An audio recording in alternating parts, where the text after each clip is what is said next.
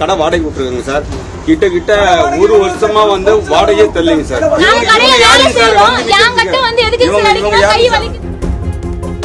அது நியாயமா நடக்குது. இவ்வளவு நியாயமா பேசுறது நியாயமா நடக்குதுங்க. நியாயமா நடக்குதுங்க. கடை வாடகை கொடுக்காம இருக்காரு. கடையை காலி பண்ணி தரோம்னு சொன்னாரு. ஒரு வாரமா சொல்லிக்கிட்டு இருக்காரு. சொல்லிட்டு இன்னைக்கு புதுசா கொண்டாந்து சரக்கு எல்லாம் உள்ள இறங்கி வச்சுக்கிட்டு இருக்காரு.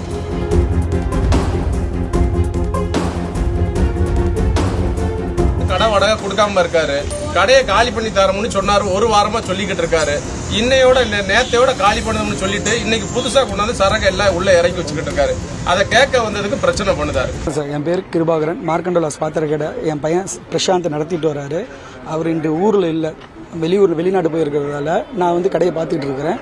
கடையை பார்த்துட்டு இருக்கும்போது குடோனுக்கு கடை பசங்க ஸ்டாஃப்ஸ் எல்லாம் வந்தாங்க. வந்து கவுன்சிலர் வீட்டுக்காரர், கவுன்சிலர் அம்மா, அவங்க வீட்டுக்காரர், அவர் மச்சான் எல்லாத்தையும் அடித்து வெளியே தூக்கி போட்டு ஜாமானெல்லாம் வெளியே தூக்கி போட்டிருக்காங்க. குடோன் பாக்கி பணம் வரணும். ஆனால் ஆக்சுவலாக இந்த இடம்லாம் அவரது கிடையாதுங்க. செவ்வாப்பட்டம் மாரியம்மன் கோயிலுக்கு உண்டானது. உள்வாடகை விட்டு ஏமாற்றிட்டு இருந்தார். அதனால் மோட்டிவாக இது செய்கிறாரு. நான் காலி பண்ணிக்கிறேன், 2 லட்ச ரூபா கொடுத்துருக்கேன், 80,000 போக 120 கொடுங்க, நான் சாவி தரேன்னு சொன்னேன். அவர் சாவி தரமாட்டேன்னு மிரட்டினார். எதனால் என் மேலே இவ்வளோ பிரச்சனை பண்ணுறாருன்னா, அவர் ஒரு கட்சி நிகழ்ச்சிக்கு இந்த தீபாவளி, பொங்கல், நியூ இயர்க்கெல்லாம் அவங்க துப்புரவு பணியாளருக்கு பாத்திரம் எல்லாம் தராங்க பாருங்க, அது ஃப்ரீயாக கேட்பாரு. ஒரு தடவை நான் கொடுத்தேன், அது வழக்கமாக என்னால் கொடுக்க முடியல. 50 பீஸ் வழக்கமாக நான் கொடுத்தேன், எங்கே போகட்டும் இந்த மாதிரி கேட்டார். ஆனால் திமுக கட்சி மேலே எந்த வித தமிழில் இந்த கவுன்சிலர்மா திமுக கட்சியை பேரை கெடுக்கிறாங்க. இன்னைக்கு அதான் நான் பையன் ஊரில் இல்லை, நான் தான் இருந்தேன். நான் வரல, இங்கே நான் வீட்டில் இருந்தேன். வந்து இங்கே ஃபோன் பண்ணாங்க, இந்த மாதிரி கவுன்சிலர் எல்லாம் வந்து துப்புரவு பணியாளர்லாம் வச்சு எல்லா சரக்கு வெளியே தூக்கி போடுறாங்க, என்ன செய்யறதுனா சரி நான் வரேன்னு சொல்லிட்டு வந்தேன். வந்ததே என் சட்டையை பிடிச்சி கீழே தள்ளினாங்க. அதோட வீடியோஸ் எல்லாம் ஃபோனில் இருக்குது, அதை பார்த்துக்கோங்க. சரி, என் பேர் வந்து கீர்த்தனா. சரிங்களா, நான் வந்து ஜெய் மார்க்கண்டே விலாஸில் ஸ்டாஃபாக ஒர்க் பண்ணுறேன். இந்த கடை வந்து நாங்கள் குடோன் வாடகைக்கு எடுத்துருக்குறோம். இங்கே வந்து ஜாமான்லாம் எடுத்து வெளியே போட்டாங்க. எங்கள் ஓனர் வந்து இல்லை.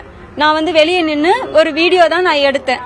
அதுக்கு வந்து கவுன்சிலர் அந்த அம்மாவும் கூட வந்த இன்னொரு லேடியும் இன்னொரு ஜென்ஸும் வந்து கையை பிடிச்சி திருவி விரலை வந்து நல்லா அப்படியே வளைச்சி என் ஃபோனை வந்து பிடிக்க வந்துட்டாங்க, அடிச்சிட்டாங்க.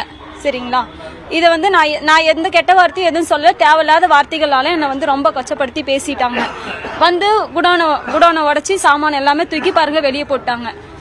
ஓகேங்களா, அப்புறம் வந்து கவுன்சிலருடைய அவங்க ரமேஷ்ன்னு சொல்லி ஒருத்தர் வந்து என்னை வெளியே எங்க போனாலும் விட மாட்டேன், நான் அடிச்சு மண்டையை உடைப்பேன், உன்னை கொலை பண்ணாம விட மாட்டேன்னு கொலை மிரட்டல் கொடுத்துட்டு போயிருக்காரு.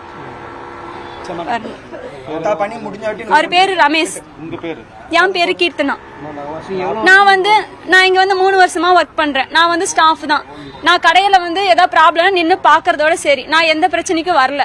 இவங்க ஏதாவது ப்ராப்ளம்னா அவங்களாச்சு ஓனராச்சு அவங்களுக்குள்ளதான் அவங்க பேசிக்கணும். என்ன வந்து பிடிச்சி அடிக்கிறதுல என்ன ரூல்ஸ் இருக்குன்னு நீங்களே சொல்லுங்க. இவங்க எல்லாருமே டிஎம்கே கட்சிக்காரங்க தான்.